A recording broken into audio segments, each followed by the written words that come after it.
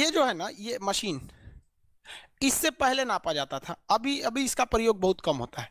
इसमें आप देखेंगे ना तो यहाँ एक रीडिंग लगी हुई है, ये मरकरी लगा हुआ है। मरकरी मतलब क्या होता है? पारा, पारा बोलते हैं जिसे क्विक सिल्वर के नाम से भी जानते हैं। ये मरकरी, ये मरकरी जो होता है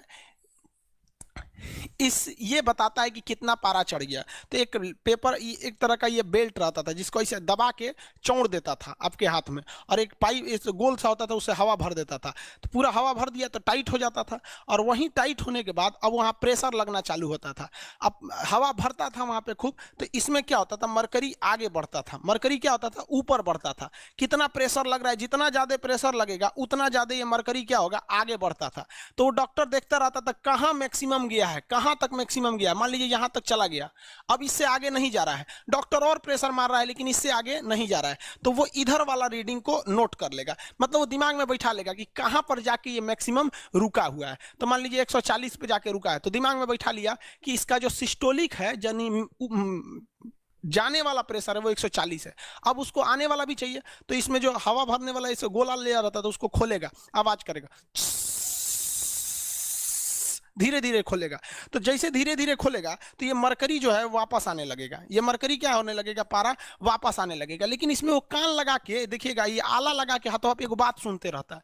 जैसे वापस आने के दौरान ये डायस्टोली, जैसे वापस आने के दौरान इसको डब से आवाज सुनाई देगी, कट से आवाज सुनाई देगी, मतलब एक खटखटाहट की आवाज सुनाई देगी, समझ जाएगा ये इधर वाला प्रेशर है। तो जाने वाला देख लिया, आने वाला, तो ये कहेगा वो हो मैक्सिमम जाके अटका था। मैक्सिमम पहली बार आवाज आया था 140, और वापस आते समय कहाँ आवाज आया था? 90। कह देगा भैया बीपी तो बढ़ गया आपका, 120 बटा क्या है? 90 है। अब ये कहेंगे 120 बताता क्या है? तो 120 एक्चुअली एक दबाव है। क्या है? दबाव। ये तो टॉपिक है फिजिक्स का, हम थोड़ा सा आपको बता देते हैं यहीं पे कि एक ट्यूब है। ये क्या है? एक ट्यूब है, ठीक है। इस ट्यूब में सेंटीमीटर की ऊंचाई पर कुछ चीजों को रखा गया है। कितना रखा गया? सेंटीमीटर की ऊंचाई पर, सेंटीमीटर की ऊंचाई पर।